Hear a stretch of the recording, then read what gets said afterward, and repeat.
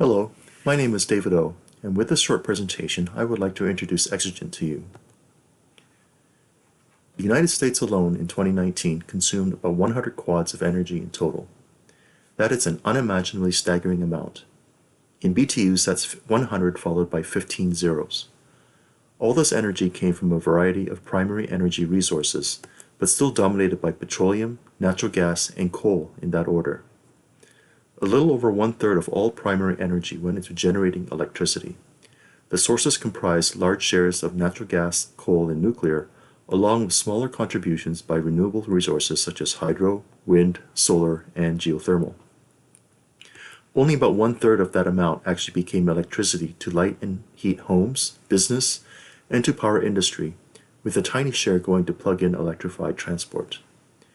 The remaining two-thirds of the energy was rejected, simply dissipated into the environment because of losses and inefficiencies. This graphic shows two main driving points.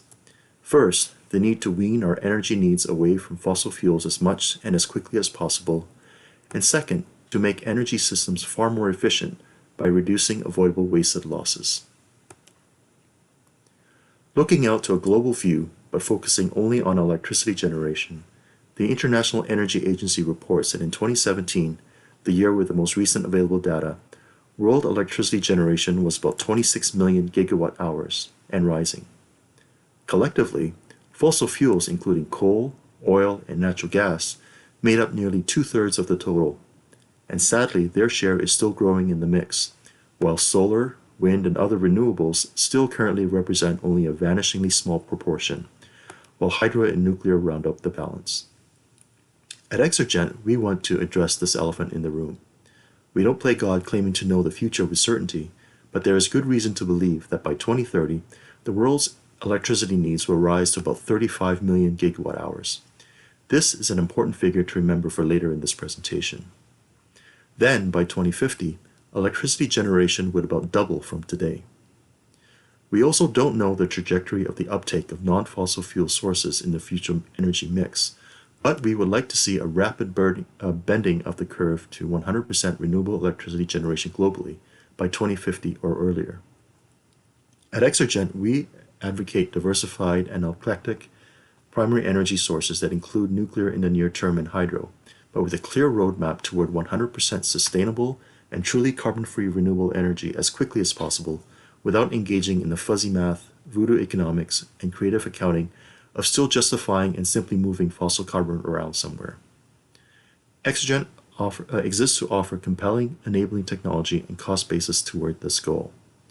And with the transition to 100% renewable energy and the huge challenges of scaling and grid resiliency it presents, Exergent's ambition is to capture the lion's share of the energy storage sector that will result synergistically. The promise of renewable energy like wind and solar hides a serious inconvenient truth. The amount of electricity generated is variable.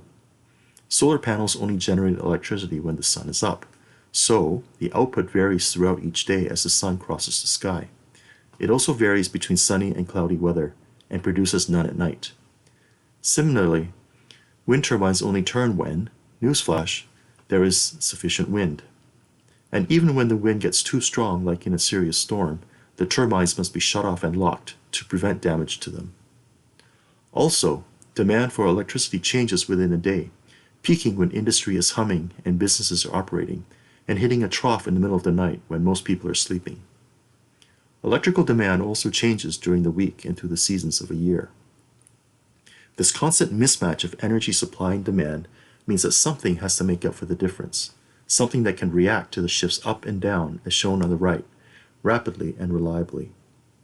Currently, most of this is done with peaker plants, which burn fossil fuels like natural gas. Another inconvenient truth is that for any given amount of installed wind or solar capacity, about the same capacity or even more in these peaker plants must be available online at the ready. And more frequently than is desirable, wind or solar capacity must be curtailed or even taken offline altogether because there's little that can be done with the surplus. And power producers hate it when there is so much excess electricity flooding the grid for short moments that spot market prices go negative and they lose their shirts. So, renewable and carbon-free energy really isn't at all. There are several other technology options to fossil-fueled peaker plants, some at more advanced development stages than others. Battery energy storage systems has emerged as one of these alternatives that has occupied a lot of media attention lately. The basic idea is straightforward.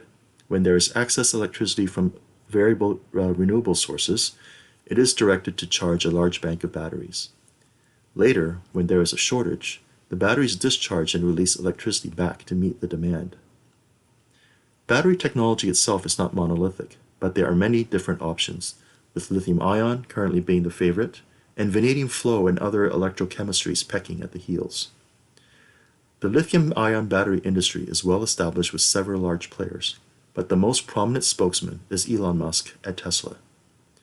Mr. Musk likes to brag that with his gigafactories, he can churn out lithium-ion batteries at so-called scale and bring down the cost of battery packs down to $100 per kilowatt hour in the short term. Just suppose that a lion's share of the electricity generation capacity in the world that we've discussed earlier is matched with the same capacity of battery storage. At current prices, that would be valued in the quadrillions of dollars. That's nice for Elon, his battery-producing pals, and the entire battery supply chain, I guess. Only it is unrealistic. The environmental toll to extract that much battery raw materials would be a global disaster as big as the one it is purported to try solving. In reality, the global annual lithium-ion production capacity was 285 gigawatt-hours in 2019, and while rising rapidly, is still about 5 orders of magnitude less than the global generation capacity. That is a drop in the bucket, and it takes a very long time to fill a bucket, itself a growing one, drop by drop, even if the drops come increasingly quickly. Another word about scale. The world's largest battery storage facility so far, set to go online in 2021, has a capacity of 409 megawatts and 900 megawatt hours, and this installation takes up 40 acres of land in Florida, as can be seen from this bird's eye view image. Since battery packs are priced per kilowatt hour, at today's prices, we confidently know that they cost well over $100 million for this site alone, and that's only a fraction of the total installed and commissioned project price. How would Exergent do things differently? The closest analog we have today is a combustion engine powering the latest, largest ocean-going container ships in the world. There are thousands of these globally in reliable service, and many more backlogged in their manufacturers' order books. This one example engine pictured at the right generates 80 megawatts, that's over 100,000 horsepower, and it could run continuously for a whole year at a time as it does out in the ocean. Running full out, that would be equivalent up to 700,000 megawatt hours, or 700 gigawatt hours, and that figure is only limited by the number of hours in a year, and as long as you keep supplying it with fuel. 1,000 such engines rated at a 50% duty cycle could store 0.001% of the world's 2030 total electricity generation capacity, a goal we believe is entirely plausible for Exergent to achieve by our patent-pending technology and extremely scalable business model. The industry's most respected forecasts by the experts at Bloomberg NEF have costs of lithium-ion battery packs driven down to about $60 per kilowatt hour by 2030, compared to about double that today. The rate of decrease will likely slow down after that, after the industry has gone through a rapid learning curve, achieved so far commercially unrealized advances in battery technology, as well as certain milestones of economies of scale. Of course, as mentioned, the battery pack by itself does not represent the whole cost of an energy storage system, just as the iron and steel major components do not represent the whole cost of a combustion engine power plant. Exergent's value proposition is that with our technology, we can undercut the cost of energy storage at market entry compared to batteries, and instead of boasting over megawatt hours or even gigawatt hours, with our sights set on extreme scaling ultimately to petawatt hours, that's trillions of kilowatt hours, bring the lifetime levelized cost of energy to a fraction of battery storage, still free of in-service carbon emissions while not imposing heavy environmental and ecological burdens of mining for the battery raw materials. Listen carefully, let's be clear. We think lithium-ion batteries are great, and they have an important role to play in the decarbonization of energy. However, we believe that they belong in cell phones, laptops, cars, and residential electricity storage, not for the global utility grid scale. More battery capacity dedicated away from grid energy storage means more affordable, accessible, and longer-running consumer electronic products, electrified vehicles, as well as cheaper and more reliable electricity for your home. And we think all that is wonderful, and what are the best uses for lithium-ion batteries that will bring the greatest overall benefits to the world at large. Exergent's technology is premised upon adapting a mature, tried and true, and proven robust basic foundation. That is, the combustion engine that has existed since the 1800s, but stripped of the limitations of 19th and 20th century ways of thinking, go back to a clean slate, return to engineering first principles using the latest tools, and completely reimagine the ultimate embodiment of what the combustion engine could be and what it can achieve. As a friendly reality check for those who think we're simply teaching an old dog new tricks, remember batteries, electric motors, and fuel cells? They have existed since the 1800s too. The Exergent system acts as an energy storage device, whereby grid electricity is consumed during periods of surplus to generate hydrogen and oxygen from water by electrolysis. These are then stored and then later burned in the combustion engine connected to a generator to supply electricity back to the grid during periods of scarcity. The main byproduct of combustion is simply water, which is collected, treated, and reused to generate more hydrogen and oxygen in a continuous closed loop. In fact, there is not even any exhaust pipe in the usual sense.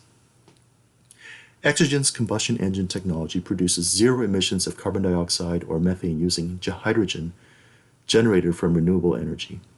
It also produces zero nitrogen oxide emissions because the engine does not aspirate atmospheric air, which contains 78% nitrogen. With no nitrogen in the equation, emissions of its oxides are zero by definition. Lastly, it produces zero particulate or aerosol emissions. In fact, zero emissions of any regulated or toxic pollutants. It does this at never before achieved fuel conversion efficiencies, even better than the best combined cycle power plants and fuel cells. Although it cannot beat the efficiency of batteries, for the first time conceivable for any combustion engine, it is high enough that we can be viably competitive when we compare it also to factors such as cost and scalability. Because it does not use large amounts of expensive elements like lithium and vanadium as in batteries, and platinum as in fuel cells, Exergent offers the lowest capital expenditure as well as operation and maintenance costs over the lifetime service compared to competing technology. And unlike other energy storage solutions that take up a huge land area or involve carving out huge reservoirs and dams or utilized abandoned underground mine holes or other geological size features like lakes, hills, and mountains, Exergent technology features a relatively tiny, modular, and distributable footprint that can be fully and attractively housed within a busy urban center, or quote-unquote smaller engines, as in the photo, can be containerized to be transported and deployed absolutely anywhere. It is applicable for fast-responding electricity generation and storage for grid resilience, and matching the variable outputs of wind and solar power to constantly changing real-time demand. Since it is based on the long-proven combustion engine as the basis, the technology readiness level is already at 9 for most of the components. The various component-level Exergent intellectual property are at TRLs of between 3 and 7, which we want to make demonstrable in a system-complete prototype by 2025, that is, with a TRL of 7 to 8, and achieve series production readiness by 2030. Using a gas turbine peaker plant burning natural gas as the status quo datum against which other options are compared, Exergent offers a broad set of advantages and beats lithium-ion battery storage significantly in terms of cost, capacity per site or unit area, and overall scalability. Online reliability is very important to any power utility, and Exergent matches that of the ubiquitous peaker plant that has a long proven track record to meet utilities' needs. The response, flexibility, and efficiency of lithium-ion battery storage cannot be beat, but when evaluated in the whole context with the cost, capacity, and scalability advantages, Exergent offers an all-around highly compelling option. Exergent does not intend ever to enter into capital-intensive manufacturing. There are many great OEMs around the world, some of which have been around since the dawn of the Industrial Revolution and mass production eras. we would not be best positioned to compete with all that accumulated manufacturing know-how, capacity, and established process control and quality management systems. Exergent's business model is to employ the world's top minds, both human and artificial, to perform cutting-edge research, development, design, and rapid prototyping in close cooperation with our manufacturing partners, and earn revenue by delivering engineering services and charge royalties on an installed capacity basis on every unit licensed for production. If we would hypothetically charge a one-time, upfront $1 royalty per installed annual kilowatt hour of Exergent's designs, and we license 0.1% of 2030 total electricity generation, we would be looking at revenues of $35 billion. Of course, we are not targeting only 0.1% as the ultimate goal. This license revenue would be for electricity generation and storage alone, not including revenues from the transportation, commercial, and industrial sectors. Exergent is most comfortable occupying a niche in the 1 to 100 megawatt power range per unit. We can also be a market force for smaller 500 kilowatt road truck transport applications and larger 500 megawatt combined cycle plants with Exergent technology. Our core target applications and focus remain in electricity storage and generation. Multiple Exergent power units of different sizes can be mixed and matched per site, giving incredible flexibility to following highly variable electricity supply and demand. For example, in islanded, exclusively renewable energy grids, and give resiliency during maintenance shutdowns for individual units not to impact operations. In the transportation sector, our focus is on marine, rail, and heavy equipment. For commerce and industry, we see excellent fits for Exergent technology for dispatchable power in large facilities, off-grid mining, and containerized power packs, and also in the chemical and oil and gas industries with availability of hydrogen. A particular synergy exists with using byproduct hydrogen from the chlor-alkali process and in the production of sodium chlorate, where the generated electricity and process heat can significantly offset total energy costs. Exergent exists from the very beginning and at its very core with a very strong corporate social responsibility conscience. We want to dream big, achieve bigger, change the world for the better with our technology, be excellent stewards of our shared environment, and be a light in a dark world. The intellectual property portfolio is a brainchild of my more than 20-year experience as a mechanical engineer, working in an eclectic background in academia and at various levels of seniority in industry in the United States, Germany, and Canada, with lauded bachelor's, master's, and doctoral theses, all focus on combustion engines, and indeed from a lifetime obsessively passionate about engines and making them more efficient. It has kept me up on many nights. I live and breathe engines. I have motor oil in my veins and the relentless pursuit of efficiency ingrained in the depths of my psyche. Not only do I ruminate about engines, but I turn wrenches on them too.